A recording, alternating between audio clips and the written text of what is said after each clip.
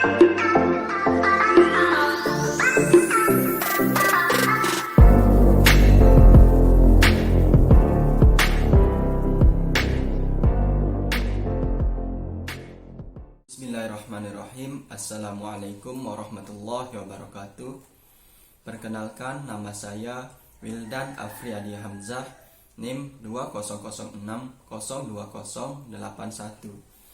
Di sini saya akan menyampaikan materi dari kelompok 5 tentang zaman pertengahan 100 sampai 1400 Masehi yang ditandai dengan perdebatan antara agama dan filsafat, di mana abad pertengahan atau era yang dikenal sebagai zaman pertengahan ini periode sejarah yang membentang dari jatuhnya Kekaisaran Romawi pada puncak abad pertengahan yang bermula sesudah 100 Masehi.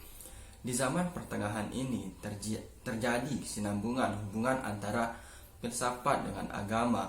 Masalah yang dibahas sepanjang periode ini adalah masalah hubungan antara filsafat dengan agama, atau bisa diartikan hubungan akal budi dengan iman. Sehingga lahirlah pemikiran dari beberapa tokoh Islam.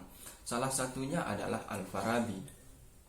Al-Farabi adalah salah satu pemikir Islam yang tidak hanya telah mengintegrasikan filsafat dengan agama, tetapi juga telah mampu meletakkan dasar-dasar dalam bangunan filsafat.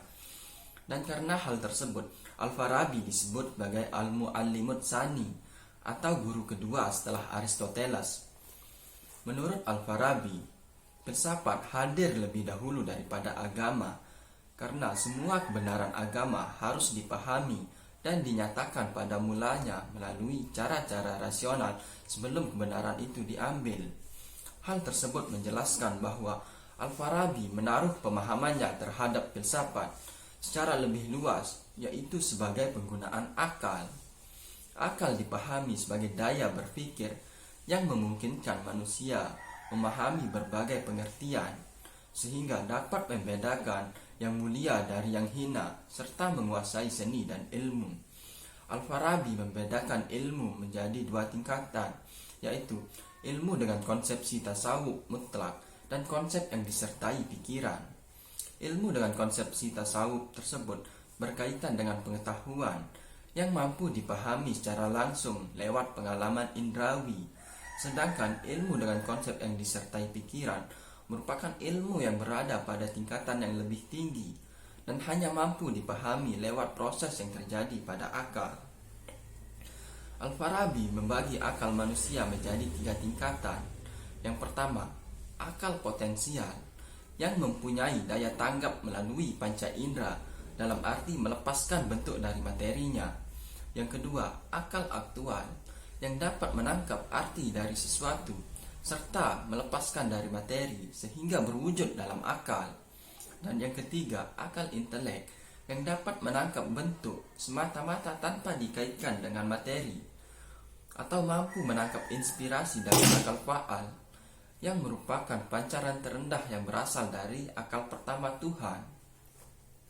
Proses mencapai kebenaran pengetahuan adalah suatu proses abstraksi, yaitu proses yang terjadi dalam tiap tahap akal, dari akal potensial yang sejak awal untuk memikirkan alam materi, kemudian perubahannya menjadi akal aktual, menjadikan manusia mampu mendapatkan pengetahuan tentang pengertian-pengertian atau berbagai konsep. Proses tersebut terjadi akibat dari keberadaan akal faal, yang merupakan tingkatan terendah yang berasal dari pancaran Tuhan, dan menjadikan manusia mampu melakukan abstraksi lewat pengalaman indrawi, kemudian menyerapnya dan mengalami proses mengingat dalam akal, menjadi suatu konsep-konsep universal dalam akal intelek.